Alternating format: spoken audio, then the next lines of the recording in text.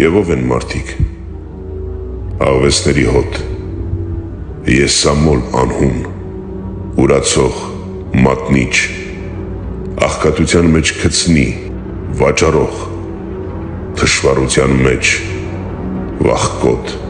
դավաճան, ծանոթ շները չեն հաչում վրատ,